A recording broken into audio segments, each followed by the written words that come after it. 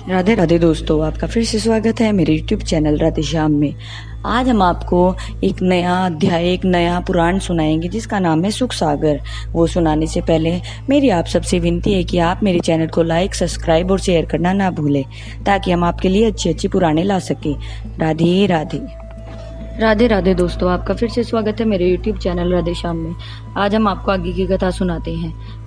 हे देव ऋषि नारद जी, मैं महादेव जी को प्रसन्न करने के लिए यह तप कर रही हूँ, क्योंकि मेरी इच्छा है कि मेरा विवाह शिव जी के साथ ही हो।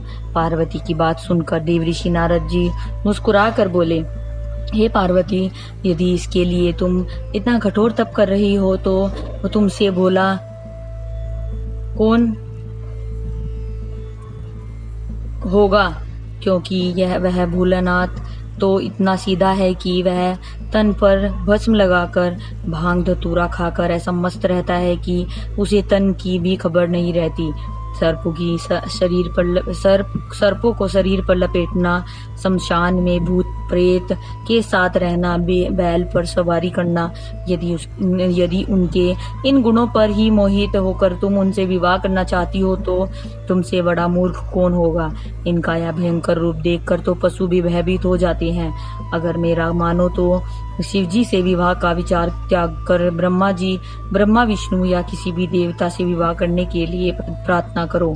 देव ऋषि नारद जी के मुख से यह बात सुनकर पार्वती जी से बोली, हे देव ऋषि नारद जी, आप जो कहते हैं वह सब ठीक है, क्योंकि मैं क्या करूं, मेरे मन में तो वो ही सब बसे हैं। क्योंकि मन में जो बसता है वह चाहे कितना ही खराब हो, वह ही सर्वश्रेष्ठ लगता है, और जगत में मुझे वे ही सर्वश्रेष्ठ लगते हैं। क्योंकि आप अपनी राय अपने पास रखिए। हाँ, यदि आप ऐसा कोई सरल उपाय जानते हैं कि जिससे मैं मुझ पर अति शीघ्र ही प्रसन्न हो जाए तो वह बताने की कृपया करें। मैत्रेय जी बोले, हे विदुर जी, पार्वती जी के मुख से यह बात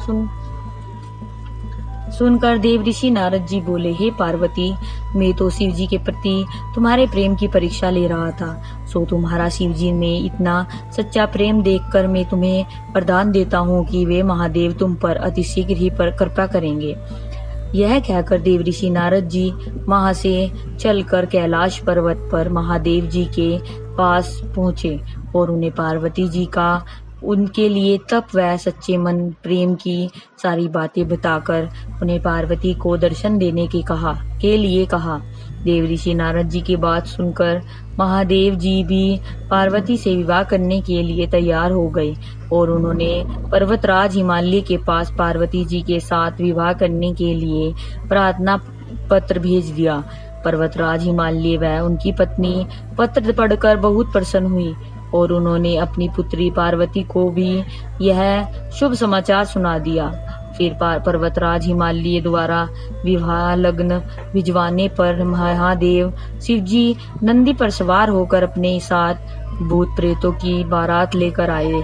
ऐसा अनोखे भयंकर बाराती देखकर नगर के समस्त नर नारी और बालक भयभीत होकर ऐसे भागे कि उन्होंने पीछे मुड़कर भी नहीं देखा और आपस में कहने लगे कि पर्वतराज हिमालय अपनी इतनी सुंदर कन्या पार्वती का विवाह ऐसे कैसे किसी कुरूपधारी से कर सकते हैं।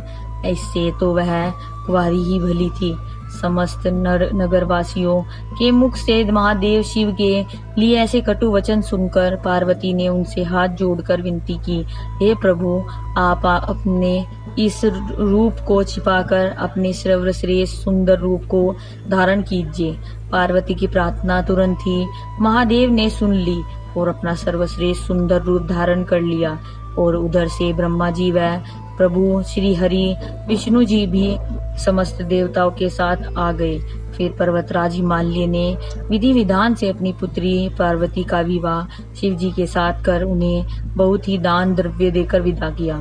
श्री सुखदेव जी बोले, हे राजन, जगत में जो भी कोई प्राणी या नर नारी ध्यान लगाकर सच्चे मन से महादेव शिव जी के विवाह की कथा को सुनेंगे, उन पर सदैव प्रभु शिव शंकर की कृपा रहेगी। मैत्रेय जी बोले, हे विदुर जी, मैं आपको शंभु मनु के पुत्र उत्तानपाद के विषय में सुनाता हूँ। उत्तानपाद के बड़े भाई प्रियव्रत सातों द्वीपों के राजा थे। उत्तानपाद को भी गुजारे के लिए एक देश दिया था। उत्तानपाद की 2 पत्नियां थी, उनके नाम सुनीति और सुरुचि थे।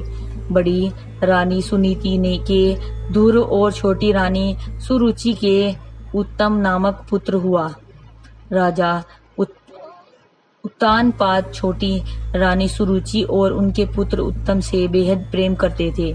एक दिन राजा उत्तानपाद राजभवन में अपने पुत्र उत्तम को अपनी गोद में लिए बैठे हुए थे। वहीं समीप में उनकी छोटी रानी सुरुचि भी बैठी हुई थी।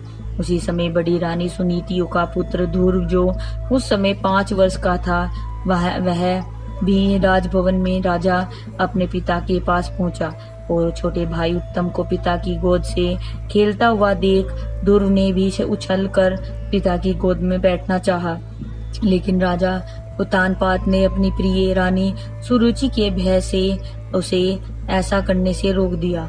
यह सब देख रानी सुरुचि बालक ध्रुव को डांट कर बोली, अरे मूर्ख, तू क्यों राजा की गोद में बैठना चाहता है? यदि तू भी उत्तम अपने छोटे भाई की तरह राजा की गोद में बैठकर खेलना चाहता है तो तुझे मेरे गर्भ से जन्म लेना था। मैत्रेय जी बोले, हे विदुर जी, विमाता के मुख से यह बात कटु वचन सुनकर बालक ध्रुव की आंखों में आंसू आ गए। विमाता के यह कहने पर उनके पिता ने उसे कुछ भी नहीं कहा, बल्कि चुपचाप बैठे रहे। यह सब देखकर अबोध बालक ध्रुव इस अपमान से विचलित होकर रोता हुआ अपनी माता सुनीति के पास पहुंचा। उस अपने प्रिय सुध्रुव को इस तरह रोते देखकर रानी सुनीति ने भागकर अपने पुत्र को अपनी गोद में उठाकर चूमा और उसके आंसू पोंछकर उसका प्रेम से मुख चूमती हुई बोली, हे मेरे प्रिय पुत्र, किस दुष्ट ने तुझे रुलाया है? मुझे उसका नाम बता। मैं अभी महाराज को बताकर उस अपराधी को कठोर दंड दिलाऊंगी। अपनी माता सुनीति के वचन सुनकर बालक ध्रुव बोला, श्री माता श्री, यदि सेवक अपराध करे तो स्वामी उसे दंड दे सकता है, लेकिन जब स्वामी स्वयं स्वामी ही कोई अपराध करे तो उसे किससे दंड दिलवाए? मैत्रेय जी बोले, हे विदुर जी। फिर ध्रुव ने अपनी माता सुनीति को अपनी मौसी के ताने देना व अपने पिता राजा उत्तानपाद का कुछ न बोलना आदि सब बातें विस्तार से सुना दी।